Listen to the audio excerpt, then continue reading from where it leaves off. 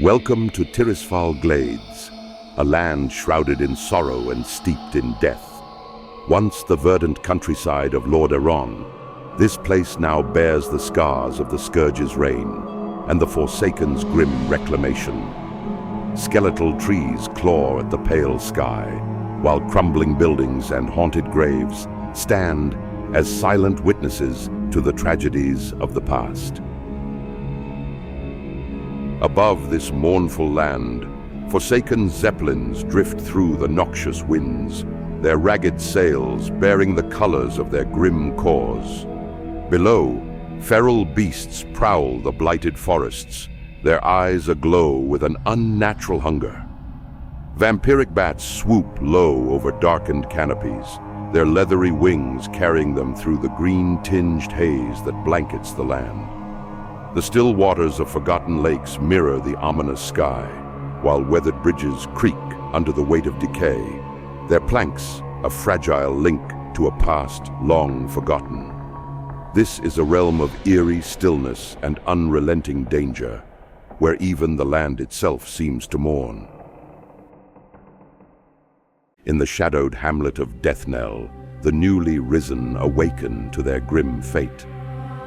Guided by the wisdom of Shadow Priest Sarvis, these Forsaken take their first steps in a world that has cast them aside. Sarvis, a devout servant of the Forsaken, ensures that these lost souls find purpose in the darkness, preparing them for the trials ahead. From Deathnell, those who prove themselves journey to Brill, the heart of Forsaken life in Tirisfal Glades. This village, a grotesque parody of human settlements, stands as a testament to the resilience of the undead. Beyond Brill lies danger. Diseased gnolls, led by the grotesque Maggot Eye, raid the land unchecked, their twisted forms a mockery of life. For the Forsaken, dealing with such threats is a grim necessity.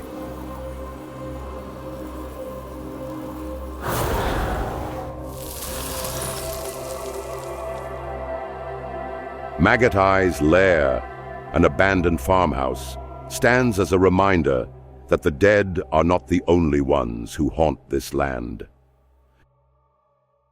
North of Brill lies Agamand Mills, a once thriving family estate now consumed by undeath.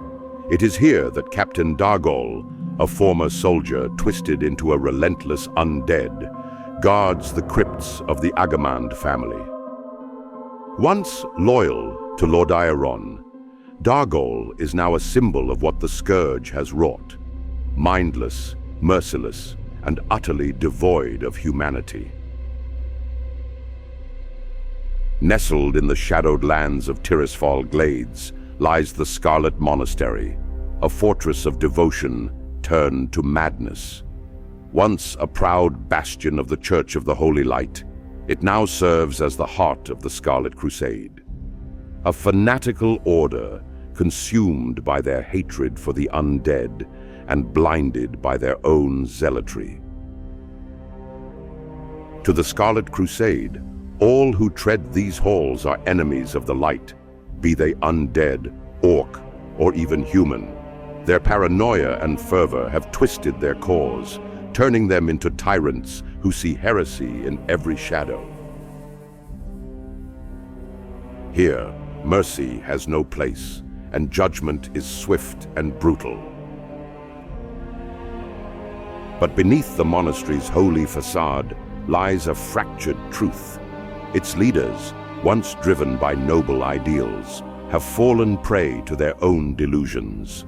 High Inquisitor Whitemane wields her power with fanatic cruelty, while the fearsome Scarlet Commander Mograine leads their forces with an iron fist. Together, they preside over a crusade built on blood and fear, believing their purity will cleanse the world. Deep within the shadows of the Scarlet Monastery lies the ghastly truth of betrayal and vengeance. A tale of High Inquisitor Fairbanks, once a loyal servant of the light, now bound in undeath by treachery most foul. The echoes of his tragic fate haunt these hallowed halls. But that story, perhaps, is one for another time. A tale of corruption, loyalty undone, and the dark secrets of the Ashbringer. For the Forsaken, the Scarlet Monastery is not just an enemy stronghold. It is a constant threat, a symbol of humanity's refusal to see them as anything but monsters. Each crusader that falls within these hallowed halls is a victory for the Forsaken, a small step toward claiming Tirisfal as their own. The Scarlet Monastery stands as both a shrine and a tomb, a place of unwavering faith corrupted by fear. Within these walls, the line between righteousness and madness is thin, and every step is a battle to survive. But still, how did Tirisfal Glades become this land of death and despair? How did it all begin? It begins with silence, a single grave, weathered by time, its inscription barely legible beneath creeping moss. The soil around it is cracked and dry, as if the land itself mourns. But the grave is not alone. Countless others rise beside it, joining in solemn testimony to lives ended and stories left untold. This is no mere burial site. It is a graveyard of ages, each stone bearing witness to a story, a life ended, and a memory lost. The chill lingers in Tirisfal Glades, a weight in the air that no wind can scatter. This is a place where the veil between life and death is thin, where shadows whisper of triumphs and tragedies long past. Bound by the iron will of the Lich King, the dead of Tirisfal Glades were raised to serve a new master. Under his cruel dominion, they became part of the vast Scourge army, marching relentlessly to eradicate all life on Azeroth. But even the iron will of the Lich King could be broken. Amidst the endless tide of death, one soul defied him, Sylvanas Windrunner, the Banshee Queen. Once a ranger general of Silvermoon, she was torn from life and bound to the Scourge. Her will enslaved to the king who sought to extinguish all she once fought to protect. Yet her defiance burned brighter than the chains that bound her. In a moment of weakness in the Lich King's control, Sylvanas broke free, rallying others like her, souls who remembered their pain, their stolen lives. Together, they turned against their tormentor, carving a fragile freedom from the darkness.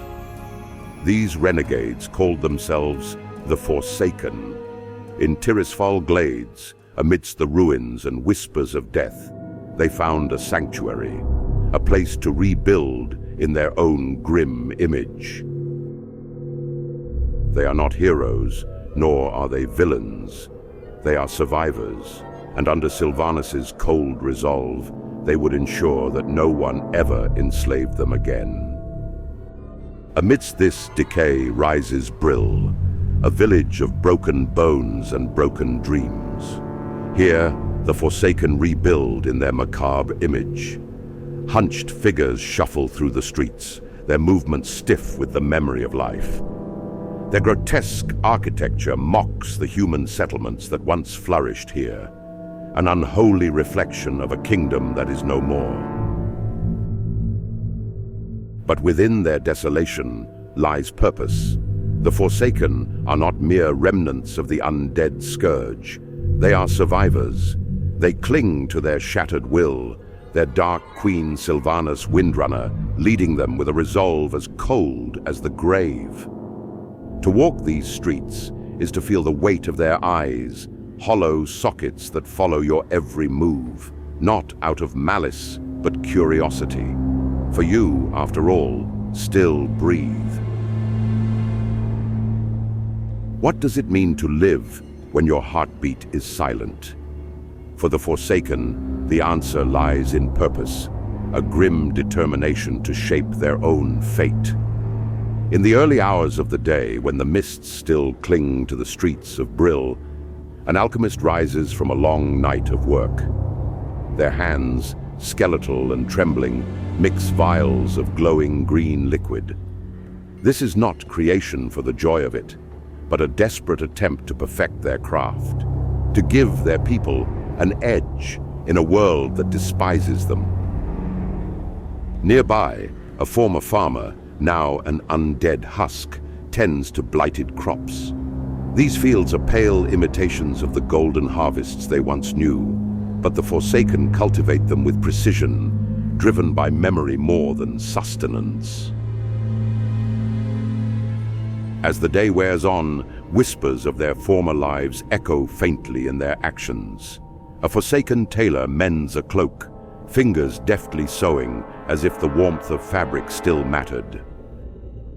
An undead soldier sharpens a blade, not for glory, but to protect what little they have left.